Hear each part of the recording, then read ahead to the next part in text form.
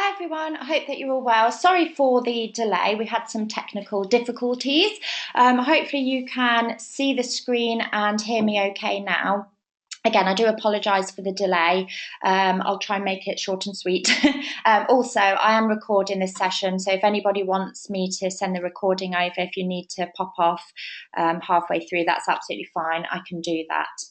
So, just to start by introducing ourselves. So we are the agency Works. We're the implementation partner of a project management system called Synergist. Not only do we provide the project management system, but we also work very closely alongside our clients working with business processes. So whether that be how to increase their profitability, we also work with things like how to reduce their over-servicing and give them some really good tips on how to manage their capacity planning, resource management, and many more things. Okay, so today's topic is how to increase profitability. The areas that we're going to be focusing on today are what visibility do we need to increase the profitability and also the process behind this. So it's all well and good having good visibility, but then it's also very important that we have the processes behind that. One, to ensure that the visibility that we have is nice and accurate, but also to ensure that we actually do something about that. So having processes in place to actually deal with that visibility that we're gaining as well. Now, there are loads of different areas which we could discuss to help increase profitability. The main areas that which we're going to go through today are management key performance indicators, and to get those, we're going to look at some new business processes. We're also going to look at business planning and process, and we're also going to focus on job health and client health. Okay, so to kick things off, let's start at looking at some new business areas. So within the new business area of any agency, it's always important to have your stall set out to begin with. So if you know how many available hours you have within your agency, you should ensure that you're selling either that many hours or actually aiming to sell a few more, because things do change, clients do move the goalposts. As I'm sure you're all aware, in reality, things do get moved forwards and backwards. So selling more hours, whether that's on a monthly basis or a quarterly basis, that you have available is really, really key, okay? If you're selling the number of hours in which you have available, that will ensure that over-servicing is not occurring further down the line. Okay, one of the reasons for over-servicing is that the resource is spending too long on particular jobs, and that could be a reason of not selling the number of hours that you have available. Okay, now the hours that you have available will also be obviously dependent on utilization rates. Okay, so with a designer, you may get more chargeable hours out of what you would of, say, a more senior role like a project manager or possibly a senior designer. Okay, so ensuring that you know the available hours and that you're selling those is really key. Also, keeping track of your pipeline. So if, for example, in 1 month you haven't sold the number of hours in which you have available, if you have a track of your pipeline, so if you're looking at the jobs that you have at quote stage and you've got exactly where you're at with each of those available to everybody, you can start looking at that and saying, okay, we can see we've actually got quite a few that have actually given us verbal commitment. Let's try and get those pushed through. What I'm also going to do is I'm actually going to quickly switch over and show you a live example of this, okay? So it's always nice to have a visual example in front of you. So this is a nice example of a chart where you're just looking at hours available, hours sold. Now, I am looking at this within Synergist. You don't have to use Synergist, obviously. We have some clients that do use Synergist. You may be using spreadsheets, you may be using a number of different tools, but having this visibility will help determine that you are pushing the number of hours through the business. And then having the tracking in place as well of new business will enable you to assess if you're not selling the number of hours. You can see here we've got a number in verbal commitment. Let's try and get those pushed through so we do sell the number of hours available. Okay. Now, another really good feature, as to say, to have in your new business processes, again, whatever you're using, is to actually put a weighted value on each of your jobs at quote stage, just to make it more realistic. So when you're looking at a new business forecast, which is the potential value coming through the business, if you have a job for, let's say, £10,000, just as an example, if you only have a 50% chance of winning that, you should always put a 50% weighted value on it. That will enable your new business forecasting to be more accurate. It will only pull 50% of that 10 grand through. So in your new business forecast, it will show as £5,000 rather than the full £10,000. The reason that that's really important is it just makes it more realistic and more accurate, because you may look at your forecast and you may look and say, well, we've got loads of value coming through the business, but actually it's not accurate and it's not realistic. So putting those weighted values on just increases that accuracy. Okay, so that's another way from your new business which you can determine the value coming through, and you can increase your profitability by ensuring that you are putting those hours through the business. Okay, and if you're not, you can determine why you're not, and also try and get those pushed through based on the weighted values and based on the pipeline stages. Okay. Also, quite an obvious one is tracking the net profit and the gross profit on each of your job. Now, I know a number of agencies work off different profits, whether that's your gross profit or your net profit, having some percentages in place, so some margins in place which you want to achieve, is always really good as well. So if you've got a job and you've got, say a 25% chance of winning it, but it's of a really, really good value, you're going to achieve a really good gross profit, let's try and put some work into that one. Let's, focus our time on that, to ensure that we are achieving the margins in which we set out for. Okay, so that's just a few tips on the new business process, so looking at the start of things. The next thing that I want to discuss is the communication and planning. Okay, so I was at a meeting with a number of different agencies in London a few weeks ago, and a quote that came up was, "A bad brief will have significant hidden cost implications." The reason I'm using this quote is because it is so, so true. So one of the reasons that a number of agencies either maintain profitability or actually decrease profitability, they're not seeing any increase, is because of the over-servicing which is occurring within the agency. Now, one of the ways to massively help this is by reducing that over-servicing. And one of those things is actually happens at the planning stage. So one thing that we would always recommend to help reduce this is having an estimate which is separate to your quote. The reason I say that is your estimate should be based on the client's brief. Okay, so when a client says to you, "This is what we want, these are our requirements," the estimate should be based purely and solely on that brief. Now, if there is any manipulation needed to the value in which you're actually going to sell that for, so that might be for new business purposes, you might want to add a bit of discount, still obviously sticking within your GP margin, which you might have in place, but you might be able to have some room for movement. You might also want to add value or reduce value if you've under or over recovered on a job in previous months for that particular client. Okay, the reason that we always say to keep them separate as well is because those estimates are what's actually going to be going through into the studio. Okay, so if you've estimated 10 hours of a designer, that's how long you need. Okay, based on the brief, you need 10 hours. So if you start reducing the number of time which you're allowing for your designer to fit in with the client's budget, that designer is going to overservice on that job. Okay, because they're going to spend too much time on it, because actually they've been given 5 hours when they need 10 hours. Okay, so also looking at things like your capacity plans, the resource that you have available, that will all should pull through from the estimate, okay, not what's actually been sold. So you know that that's nice and accurate as well.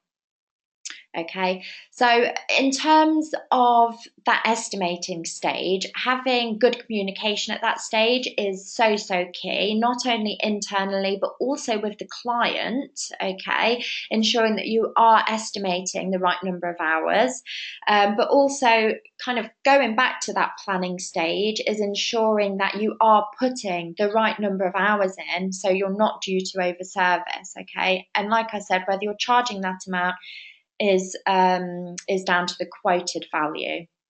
Okay, so the main aim of this section is to identify what the client wants, what we need to do to give the client that, have a separate area for what we're actually going to charge, and that will fall through the business from the estimate, which will be scheduled to our resource and which will also be recorded against it, looking at your estimate versus your actual, and hopefully that will reduce reasons for overservicing, such as things like client moving the goalposts, because you can go back and say, well, this is what we originally spoke about. Okay, so coming back to that communication, this is what we've estimated for it based on your brief. If there's been overservicing due to things like spending too much time on a job, again, you know that you've given that resource, you know, the accurate amount of time. So it may be that actually it's not that and it's a different problem. So ensuring that you've got a nice, accurate estimate is always key. Okay, so the next area is looking at your client health and also your job health. Okay, now I'm going to quickly jump back to show you a nice example of some type of reports that are really useful within any agency, however you're accessing this. It may be Excel, and I want to focus on this bottom right hand corner one here. So what this is showing us is our profitability on each of our clients, okay? So we may have, let's say 2 or 3 big profitable clients, which is great, you know, if you're achieving a good turnover, a good gross profit margin on those clients, that's obviously really good. The aim to have this type of visibility is, one, to ensure that you've not got all of your eggs in one basket, to put it simply, but also to evaluate all of your clients and actually see the profitability. It may be that you've got some new clients coming into this area which are becoming more profitable. Well, let's embrace those new clients and let's see what other services we could offer them. Okay, let's, you know, take them under our wing and get a really good relationship built with them. That will obviously, you know, increase to selling more hours, okay, that you have available. It may be that you do need to take on more resource, you know, if you do build that good relationship with your clients and the workload does increase from them. Not only that, but also looking at those clients that we have already that are really profitable and ensuring that they are as profitable as they look. So look at the jobs. Are we overservicing for any of them? Do they move the goalposts a lot? If they do, start analysing, you know, where you could become more profitable with those clients that you already are achieving a good turnover from, okay, and have targets in place as well to ensure that keeps up, okay. Another area is staff utilisation. So to increase profitability, it's always key to, again, going back to the beginning, know how many hours you have available. And to do that, it's good to have utilisation rates set or utilisation targets set on each of your resource. So you may have, here's an example of where you could increase some profitability in using your utilisation kind of analysis. So you may have quite an expensive resource, maybe like a senior designer, and you may have a designer. Now that senior designer, you might notice that actually their utilization rate is lower than, say, the junior designer. Now, actually, if you're noticing that they're doing a lot of non-chargeable hours, things like admin, and not so many chargeable hours, why not try and increase their chargeable hours? Okay, they're an expensive resource to you. Why not embrace that and use more of their time? So almost take some of those non-chargeable hours, okay, off them and give them more chargeable hours. Okay, so then you'll see an increase again in profitability within the business. Now, I know there's a lot more behind this than just saying it, but following some sort of process in which you have utilization targets, you do analyze those utilization targets and, who's doing what, how many chargeable hours, how many non-chargeable hours, will allow you to look at that from a whole business perspective, see where you can increase and decrease certain time spent within the business. Okay. Also, another really, really key area that kind of relates back to the utilization is ensuring that all time is being recorded. Now, if time's being recorded daily, this can also help reduce things such as overservicing, because if something is due to overservice, at least you don't get, the heads up at the end of the week. At least you can track this daily. So if they're recording time daily, then at least if something is going over, you can spot that and possibly do something about it before it does go over. If you're recording it daily, you can also see where people have spent too much time on the job. It may be that a different resource has actually recorded the time. It may also be that the client has moved the goalposts. A number of different reasons which all cause over-servicing, which causes possibly a reduction in profitability, certainly not an increase in profitability. Okay, so ensuring that time's recorded daily and accurately. Also, when it is recorded, kind of an obvious one, but is to check any notes that have been recorded against that time as well. So if it is something about the client moving the goalpost, possibly there's room for renegotiation if it's not too late on that particular job and you can see that you are going to go over. Okay. Now, the next one is obviously to track job types, which is something I mentioned when we were looking at the pie chart of our client profitability. Just to kind of reiterate that, because it is a really, really key one, and it's such a good way to increase profitability, is seeing where you can introduce new services to existing clients that may not be as profitable as you would like them to be at this stage if they're a new client, but also doing that to clients that are profitable. They pay you on time, they give you lots of work, embrace those. Okay. So finally, I'm just going to do a bit of a summary. I think the main thing that we've been through on this webinar today is going back to that planning stage. So having utilisation rates on your staff, okay, ensuring that the estimate to begin with is nice and accurate. So that brings me back to my quote, which is, a bad brief will have significant hidden cost implications, such as, again, those areas that I've mentioned, like over-servicing. So ensuring that everybody is fully aware of what needs to be done, when it needs to be done, in those initial planning stages, and not only everybody internally, but also the client, and it will allow things to run through more smoothly. If over-servicing is not occurring, if utilization rates are increasing and moving around dependent on the resource type, that's going to increase profitability.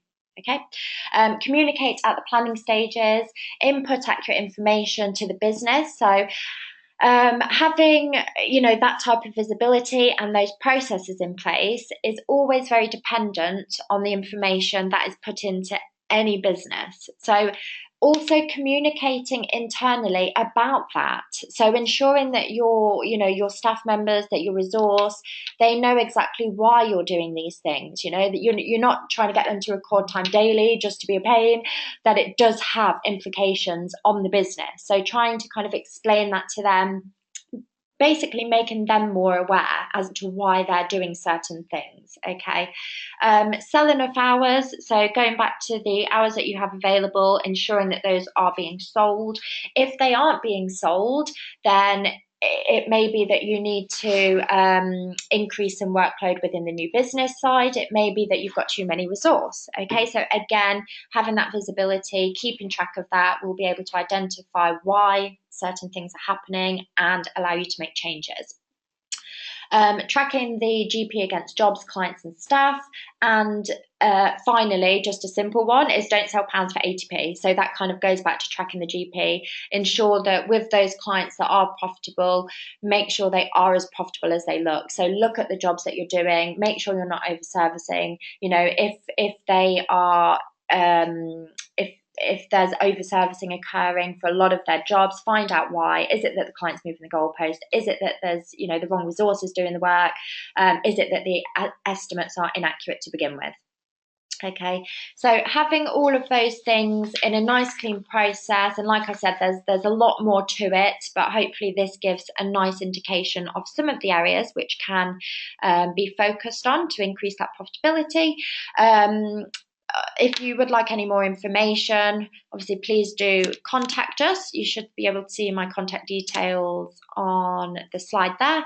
If you would like me to send a recording of this webinar over, again, just drop me an email and I can do that for you. And please do watch out for other webinars. We're going to have other webinars relating to this particular one, such as how to reduce over servicing, where we do look into more detail. We'll also have another webinar on focusing around all of those new business areas and how that can be improved as well. So again, please feel free to join. I hope that you found this webinar informative, and I hope to see you on previous webinars.